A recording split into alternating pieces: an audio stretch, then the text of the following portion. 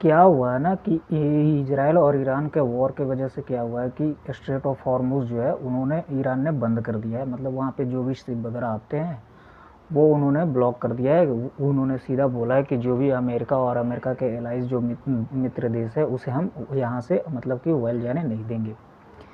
अब इसमें क्या हुआ है कि इसके बाद अमेरिका ने ना एक स्टेटमेंट इशू किया। उसमें उन्होंने ये बताया कि मतलब कि हम भारत को 30 दिनों के लिए छूट देते हैं रसिया से तेल लेने के लिए। तो अब इससे क्या हुआ कि हमारे यहाँ जो अपोजिशन पार्टीज़ है और जो जितने भी लेबर आंडू 30 दिनों की मोहलत दी है कि भारत रूस से तेल खरीद सकता है। इतनी चुप्पियों के बदले भारत के साथ अमेरिका ने जो मेहरबानी की है उसे आप विदेश नीति के किस खाते में रखना चाहेंगे?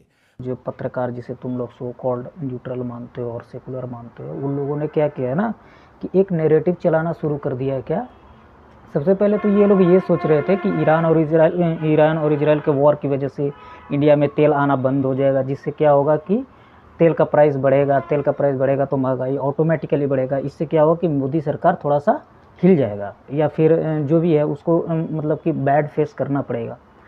लेकिन अब इसमें क्या हुआ कि रूस ने क्या किया कि मतलब कि अपना एक स्टेटमेंट दिया। उन्होंने बताया कि अगर इंडिया चाहे तो हम इंडिया को तेल की आपूर्ति करने के लिए रेडी है। अब ये स्टेटमेंट जैसे ही आया कांग्रेस वाले की तो जितने भी नैरेटिव थे कि अभी मोदी को घेरना है महंगाई के दाम पे, वो तो भैंचो फेल होता हुआ नज़र आ रहा है। उसके बाद फिर ईरान ने भी उसके बाद बोल दिया कि हम मतलब कि चाइना और इंडिया के लिए जो तेल जा रहा है उसे हम छेड़ेंगे नहीं, उसे वो लेके जाना है तो जाए। ये स्टेटमेंट भी आया तो इससे भी कांग्रेस वाले को मतलब कि लगा कि अब तो भैंचो यहाँ कुछ होगा नहीं। तो ये उसके बाद अमेरिका ने क्या किया ना अपने जनता को दिखाने के लिए कि देखो अब तो इंडिया जो है हमारा बात मानता है और मानता है इस टाइप का। और उसने क्या किया एक स्टेटमेंट जारी किया कि इंडिया 30 दिनों के लिए अपना मतलब कि ले सकते हैं तेल।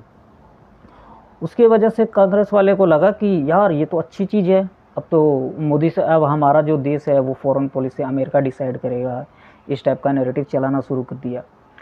लेकिन यहाँ पे देखने वाला बात ये है कि उन्होंने हमें छूट क्यों दिया। इंडिया ने तो कभी नहीं बोला कि हमने रसिया से तेल लेना बंद किया है। और तो ये डेटा भी देख सकते हो, ये जो मैं अभी शो कर रहा हूँ भाई, 2022 से रसिया और यूक्रेन के बीच में युद्ध चालू हुआ उसके बाद से कभी भी इतने सैंक्शन भी लगे। 50% हुआ था 28 फिर 22% हुआ।